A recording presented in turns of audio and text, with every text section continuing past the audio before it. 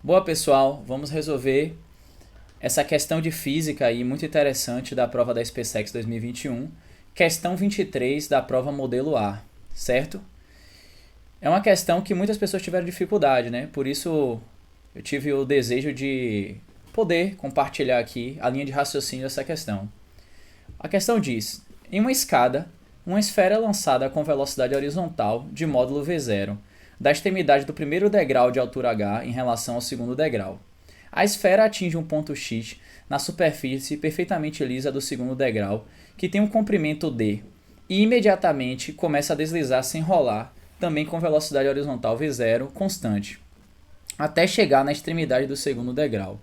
Ela então percorre uma altura 2h na vertical e atinge o solo a uma distância L da base do segundo degrau, conforme representado no desenho abaixo. Podemos afirmar que o intervalo de tempo que a esfera leva deslizando sem rolar na superfície lisa do segundo degrau é de: dados, despreze a força de resistência do ar e considere o módulo da aceleração da gravidade igual a g. Bom, pessoal, perceba que essa questão, para ela ser resolvida, é necessário você criar um vínculo entre o tempo de queda da partícula, né, da bolinha, da esfera, e o deslocamento horizontal aí que ele está efetuando. Então vamos lá. Vamos abranger aí a linha de raciocínio. Eu vou tirar aqui o texto por hora e vamos interpretar o problema. Bom, veja bem. Aqui está a questão. Observe. Vamos pegar aqui e raciocinar, tá?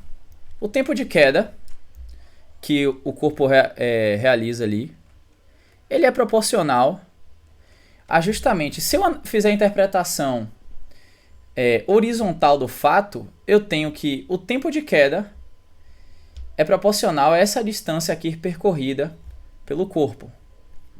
Essa distância aqui, certo?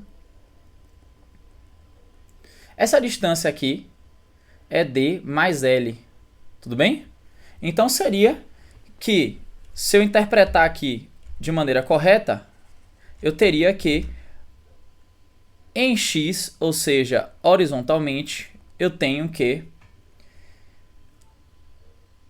a distância d mais L é percorrida, certo? Isso aqui é o percurso, né? É percorrido em proporcional aqui a velocidade vezes o tempo total percorrido horizontalmente, tendo em vista que a partícula cai aqui, se desloca daqui para cá, cai novamente lá embaixo. Com isso, o tempo total, né, dessa partícula é justamente está relacionado a o quanto se deslocou verticalmente também. Então, em y, nós temos que se eu somar os tempos totais percorridos verticalmente, tem que ser igual ao tempo total, né? O tempo total geral, que é o mesmo que está vinculado ao eixo x. Então, t é igual a o tempo na parte 1, que é aqui, nesse trajeto, né? O tempo durante esse percurso, que é a pergunta da questão, é a soma, mais o tempo durante a queda, a segunda queda, t3, tudo bem? Então, o tempo total ele é a soma desses três tempos aí, ok? Inclusive do percorrido horizontalmente. Bom, com isso eu posso simplesmente ligar esse tempo horizontal aqui, que é percorrido pela distância total horizontal, com o tempo durante toda a queda, né? Se eu conectar esses dois tempos, eu teria justamente o quê? Que t é igual a d mais L sobre V0. Substituindo aqui, eu teria d mais L sobre V0 igual a T1 mais T2 mais T3. Ok? Com isso, eu preciso agora identificar T2, que é o que a questão propõe para mim.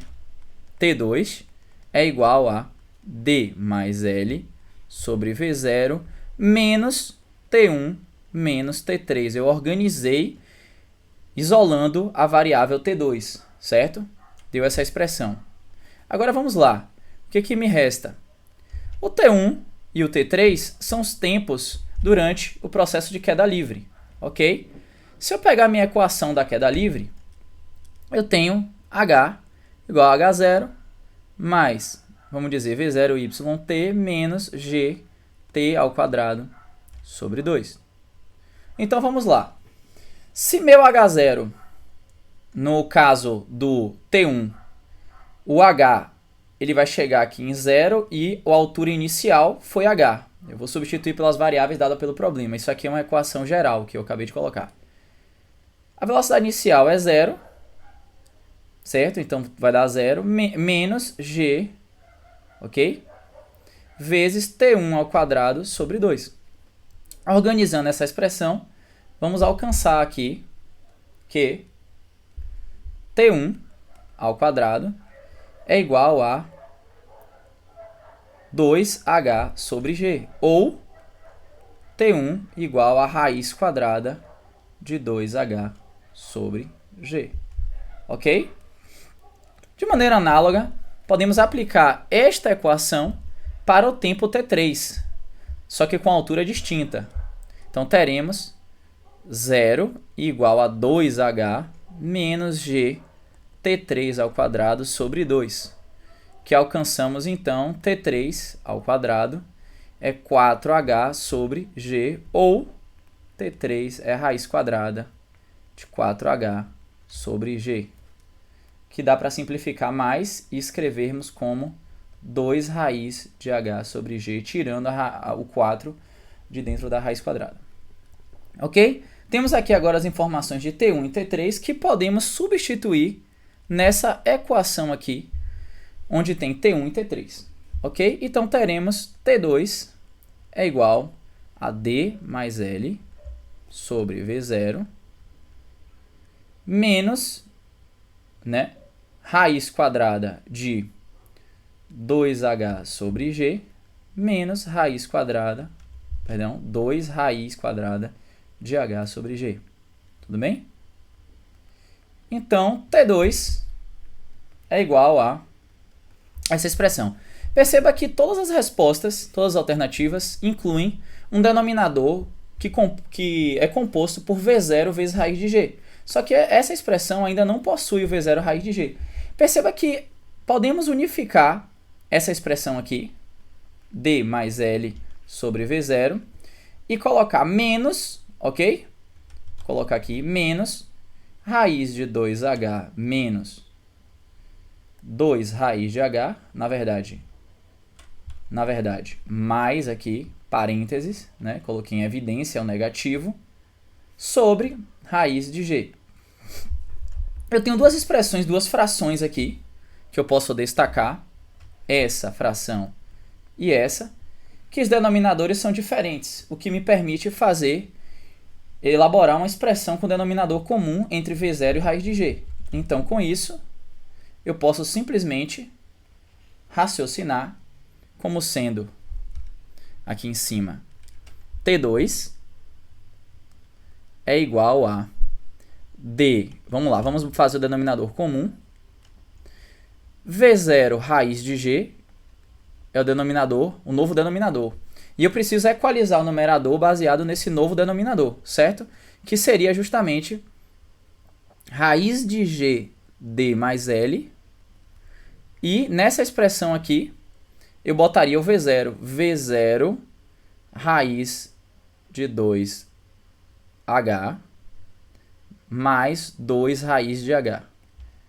Essa é a minha nova expressão que tem similaridade com a expressão da resposta. Tá ok? Então, se eu organizar agora a resposta, eu vou obter que T2 é igual a, como está escrito lá, raiz de G D mais L, certo? E eu tenho ali o raiz de h e o v0 em evidência. Eu teria menos raiz de h v0, permanece o raiz de 2 e o 2, e o denominador mantém v0 raiz de g. Com isso, a alternativa correta, certo? A alternativa correta se enquadra em qual resposta? Se enquadra na resposta letra D. Ok? Exatamente a expressão da letra D. Obtemos aqui agora. Tá certo, pessoal? Espero que vocês possam ter entendido o raciocínio da questão. E qualquer dúvida nos comentários. Até a próxima!